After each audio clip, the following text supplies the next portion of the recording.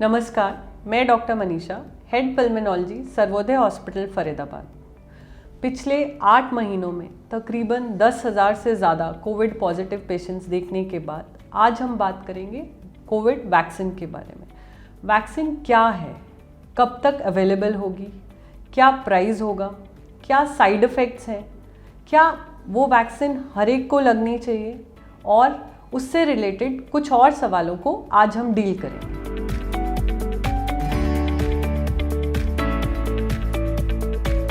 Covid vaccine Covid virus के ही dead या inactivated particles को हमारी बॉडी के अंदर डाला जाता है, जिससे कि हमारी बॉडी आगे अगर वायरस का इन्फेक्शन हो तो उससे लड़ने में सक्षम हो।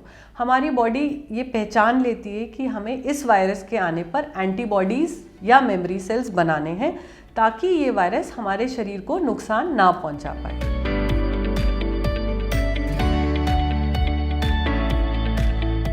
नो डाउट, सिंस ये बहुत कम टाइम में बनाई गई है, इसके ऊपर उतना रिसर्च नहीं हो पाया जितना कि नॉर्मल वैक्सीन्स को जनरेट करने में वक्त लगता है। बट सिंस अच्छे लोगों पे good amount of people have been enrolled in the trial, तो ये देखा गया है कि ये 90 to 95% पेशेंट्स में सेफ्टी है। किसी भी वैक्सीन को यूज़ करने से पहले 2 चीज़ों पे एम्फसाइज़ किया जाता है कि क्या वो एफिशिएंट है और क्या वो सेफ़ है।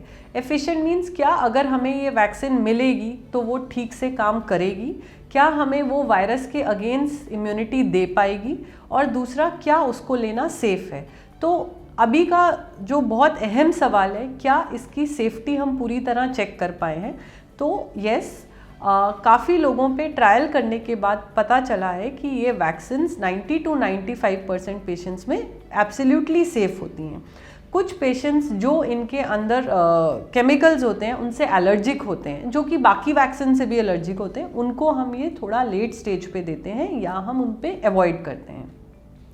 नॉर्मली इस वैक्सीन से माइनर साइड इफ़ेक्ट्स होते हैं, जैसे थोड़ा सा रैश पड़ना, बॉडी में इचिंग होना, या कुछ पेशेंट्स को लो ग्रेड फीवर आता है जो कि बिना दवा के ही 2-3 दिन में अपने आप सेटल हो जाता है। So in total safety profile has been checked, उसको पूरा देखा गया है और तभी वो पब्लिक के लिए इंट्रोड्यूस हुआ है। इसके बाद बात करते हैं एफिकेसी की। देखिए, डिफरेंट इंटरनेशनल कंपनीज़ और हमारे यहाँ पे भी डिफरेंट वैक्सीन्स प्रोड्यूस हो रही हैं। कौन सी वैक्सीन ज़्यादा एफिशिएंट है ये अभी हमारे पास हेड ऑन ट्रायल्स नहीं हैं, बट ये जो हमारे इंडिया में वैक्सीन्स प्रोड्यूस हो रही हैं उनकी जो एफिकेसी है वो नियरली 75 to 90% है। दैट मीन्स अगर 100 में से 70 या 100 लोगों को अगर वैक्सीन लगाई जाएगी तो it will work for at least 70 to 75% patients में वो सक्सेसफुल होगी और अपना काम कर पाएगी। नॉर्मली इस वैक्सीन को 2 शॉट्स में दिया जाता है। पहला शॉट लगने के 3 से 4 हफ्ते के बाद सेकेंड शॉट दिया जाता है। 28 दिन में नॉर्मली 2 शॉट्स पूरे किए जाते हैं एंड उसके 14 दिन के बाद हम एंटीबॉडी लेवल्स चेक करते हैं, जिससे पता चलता है कि क्या हमारी बॉडी कोविड से लड़ने के लिए अब प्रिपेयर्ड है कि नहीं।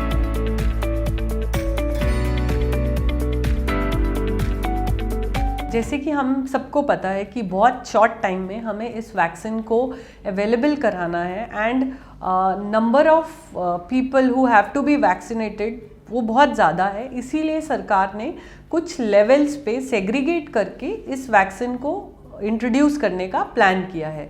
जैसे फर्स्ट उसमें आएंगे जो फ्रंट लाइन वर्कर्स हैं या हेल्थ केयर्स हैं, जो कि मोस्ट एक्सपोज्ड एंड वल्नरेबल हैं। वल्नरेबल मतलब वो दिन रात ऐसे पेशेंट्स के बीच में रहते हैं या कोविड पॉजिटिव पेशेंट्स को डील करते हैं, तो उनको कोविड होने के चांसेस कंपैरेटिवली नॉर्मल इंसान से ज़्यादा है। Then there are elderly people. Elderly मतलब जो बुज़ुर्ग हैं, जिनकी इम्यूनिटी कम है, या ऐसे लोग जिनकी और बीमारियों की वजह से शरीर में इम्यूनिटी कम है, जैसे जो डायबिटिक हैं, हाइपरटेंशन है, जिनको किडनी डिजीज़ है, कैंसर है, ऐसे लोगों को वैक्सीनेट करना गवर्नमेंट ने एक प्रायोरिटी बनाया है। बट प्रैक्टिकली देखा जाए तो इतने कम समय में पूरे देश को वैक्सीनेट करना पॉसिबल नहीं है। इसीलिए हम अपने आपको उन जो नियम हैं उन्हीं के बीच में रखेंगे, मास्क पहनेंगे, 6 फीट का सोशल डिस्टेंसिंग मेंटेन करेंगे, जो भी प्रिकॉशंस हमने अपने आप को कोविड इन्फेक्शन से बचाने के लिए लिए हैं वो लंबे समय तक हमें मेंटेन करना है।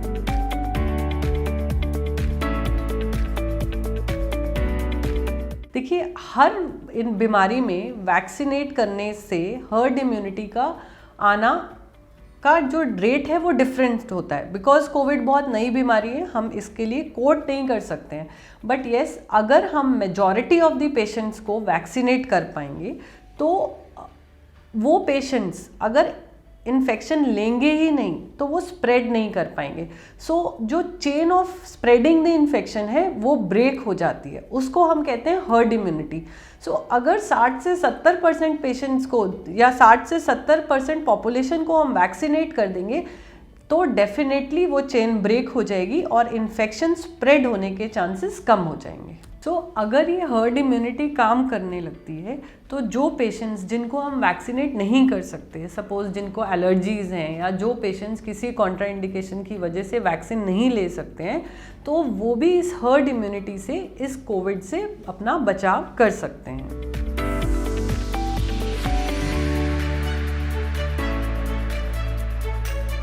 ये सब चीज़ें डिपेंड करती हैं वैक्सीन पे, लाइक वैक्सीन कितनी एफिशिएंट है, कितने जल्दी ये अवेलेबल होगी, कितने लोगों तक ये पहुंच पाएगी और बेस लेवल तक कितने एक्चुअल लोग ये कवर कर पाएंगे। क्योंकि ये देखा जाता है कि कोई भी वैक्सीन 100% इफेक्टिव नहीं होती है। Not only about corona, in general कोई भी वैक्सीन 100% इफेक्टिव नहीं होती है।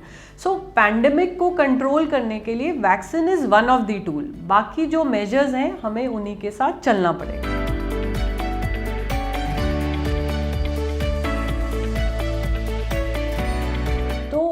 जैसे कि अभी सब जगह पे एक क्वेरी है, बिकॉज हम यही डिस्कस करते आए हैं कि ये वायरस बहुत नया है, सो इससे रिलेटेड कुछ भी रिसर्च हम कंक्लूड नहीं कर सकते हैं। But since this virus is also changing strains, कुछ जगह पे स्ट्रेन्स अलग आ रहे हैं, सो कोविड वैक्सीन से डेफिनेटली इम्यूनिटी लाइफ लॉन्ग नहीं रहने वाली। It may last for an year. कुछ स्टडीज़ कह रही हैं कि एंटीबॉडीज़ 9 मंथ्स तक लास्ट करती हैं, तो इम्यूनिटी प्रोबेबली 9 मंथ्स लास्ट करेगी।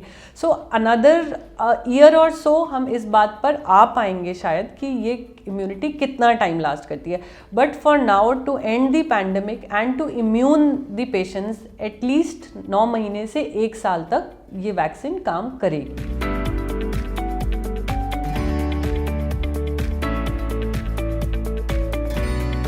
उसके लिए हमें पहले ये समझना पड़ेगा कि जो इन्फेक्शन से हमारे अंदर इम्यूनिटी आती है या जो वैक्सीन से हमारे अंदर इम्यूनिटी आती है, दोनों का मैकेनिज्म ऑफ एक्शन सेम है।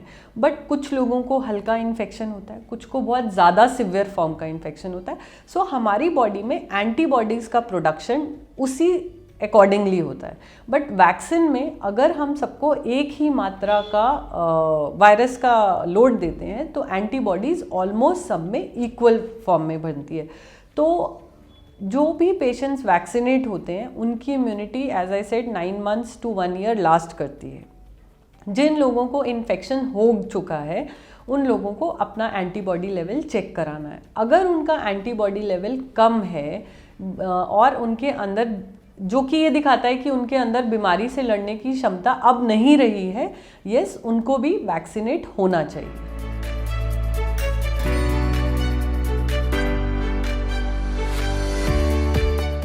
वैक्सीन की अवेलेबिलिटी के साथ साथ इम्पॉर्टेंट एस्पेक्ट है कॉस्ट। क्या ये वैक्सीन गवर्नमेंट की तरफ से फ्री ऑफ कॉस्ट अवेलेबल होगी या हर पेशेंट को अपने लिए खुद अरेंज करना होगा? सो जितना अभी तक बताया गया है उसमें 2 शॉट्स जो कि 4 वीक्स अपार्ट हैं, उनका कॉस्ट अप्रॉक्सीमेटली 1000 रुपीज़ आएगा। मैं आशा करती हूँ कि इस वीडियो में हम आपके कोविड वैक्सीन से रिलेटेड सब सवालों के जवाब दे पाए होंगे। For more information, stay connected.